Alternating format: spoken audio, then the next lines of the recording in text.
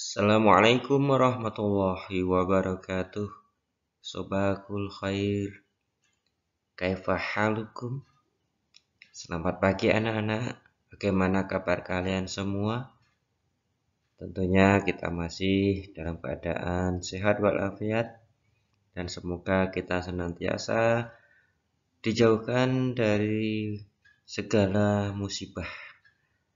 Anak-anakku sekalian, sebelum belajar, mari kita mulai terlebih dahulu dengan berdoa bersama. Bismillahirrahmanirrahim. Rabbi zidni ilma warzuqni fahma. Anak-anakku sekalian, pada kesempatan kali ini kita akan meneruskan pelajaran kita tentang perilaku terpuji dengan tujuan supaya kita mempunyai akhlak mahmudah dan kita selalu berperilaku yang terpuji. Kali ini kita akan belajar tentang gemar membaca. Tentang gemar membaca. Dengan tujuan kita lebih memahami arti pentingnya kita membaca dan menjadikan membaca itu suatu kegemaran bagi kita semuanya. Anak-anakku sekalian, bahwa dengan membaca kita akan dibawa ke suasana atau ke alam, ke situasi yang beragam.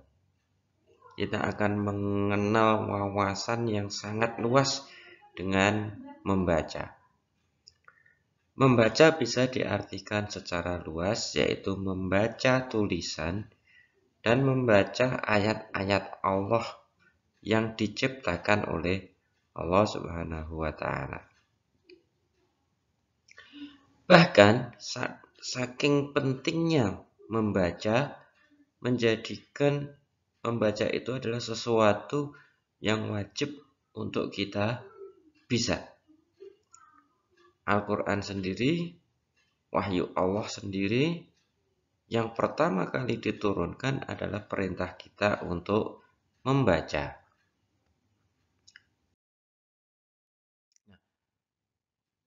Nabi Muhammad SAW pada saat bertahanut di Gua Hira sebelum menjadi nabi, ada malaikat Jibril yang mendatangi. Nanti yang kita kenal dengan peristiwa Nuzulul Quran. Nah, saat malaikat Jibril datang, malaikat Jibril kemudian membawa wahyu dari Allah yang pertama, yaitu Quran surat Al-Alaq. Quran surat Al-Alaq. Ayat yang pertama dari surat Al-Alaq itu sendiri adalah Bismillahirrahmanirrahim. Iqra bismi rabbikal ladzi khalaq. Khalaqal insana min 'alaq. Iqra wa rabbukal akram. Ayat yang pertama, Iqra, yang artinya bacalah. Bismi rabbikal ladzi khalaq, dengan nama Tuhanmu yang telah menciptakan. Anak-anakku, kata yang pertama dalam wahyu Allah ini adalah Iqra, artinya bacalah. Nah, maka membaca itu adalah sesuatu kewajiban bagi setiap muslim yang harus dilakukan. Nah, perpustakaan adalah tempat kita, sarana kita untuk membaca. Nah, seperti yang saya katakan bahwa membaca adalah hukumnya wajib. Karena wajib, maka kita harus bisa untuk membaca.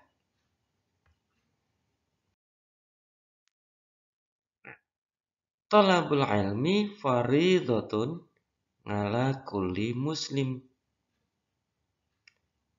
thalabul ilmi fardhatun ala kulli muslimin. Bahwa mencari ilmu fardhatun, fardu atau wajib ala kulli muslim, atas semua muslim. Nah, baik laki-laki maupun perempuan. Hadis riwayat Baihaqi. Sehingga kita menuntut ilmu itu sebagai dasarnya adalah kita harus bisa membaca. Anak-anakku sekalian, kegemaran membaca harus kita jadikan kesenangan. Nah, artinya kita harus mempunyai hobi untuk membaca. Biasanya banyak sekali dari teman-teman, dari anak-anak yang kurang suka untuk membaca. Bahkan buku itu jarang dibuka. Ya. Meskipun pada saat sekarang membaca tidak hanya melalui buku saja. Kita bisa membaca melalui internet, melalui media massa yang ada karena kecanggihan teknologi.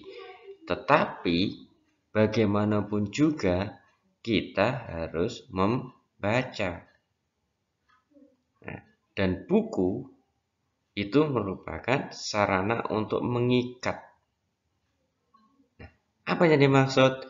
Yaitu bahwa ilmu itu diikat dengan tulisan. Nah, dengan kita mempunyai buku catatan, kita mempunyai buku agenda harian, dan sebagainya, itu untuk mencatat ilmu-ilmu atau untuk mencatat sesuatu yang penting bagi kita. Buku adalah gudangnya ilmu.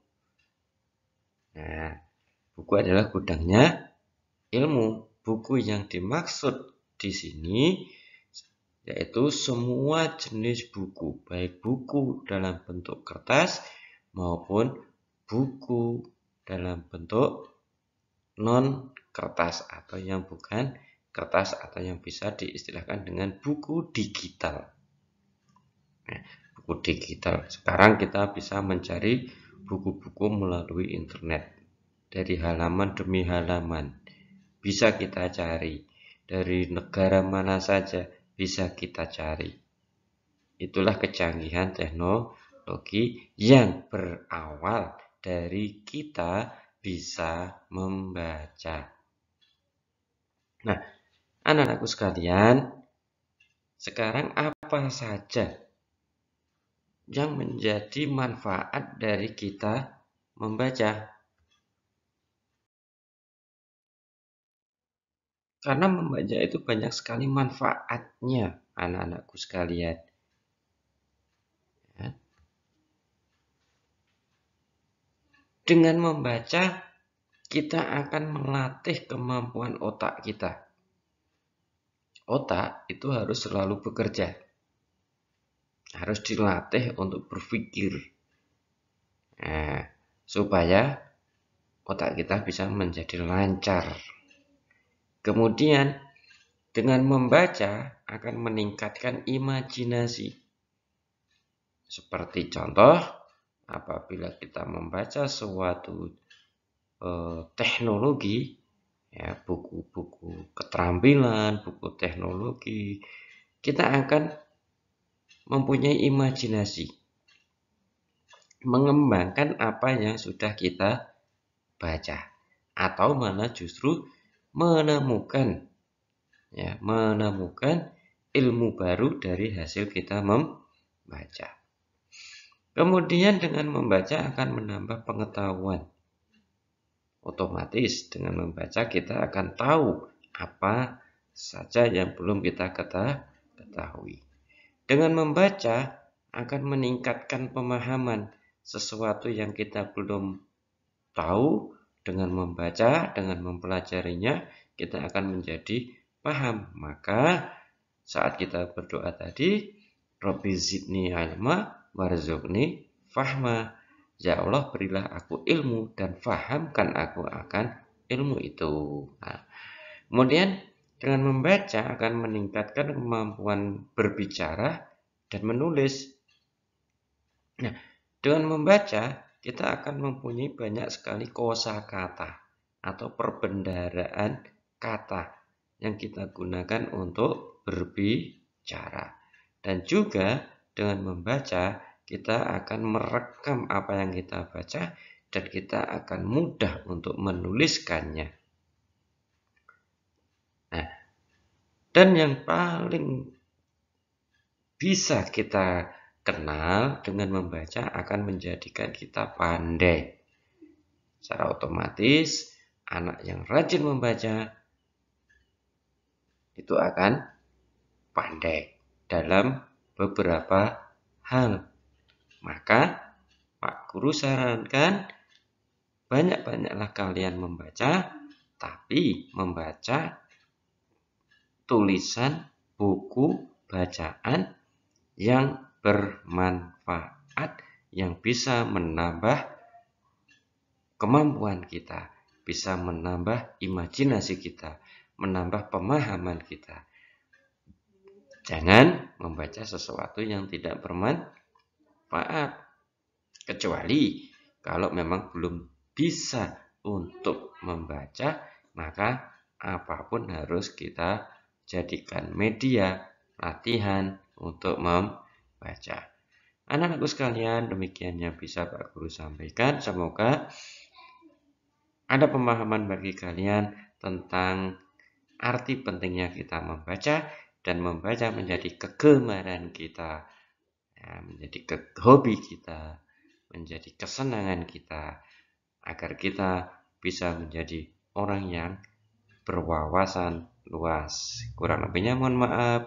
Assalamualaikum warahmatullahi wabarakatuh.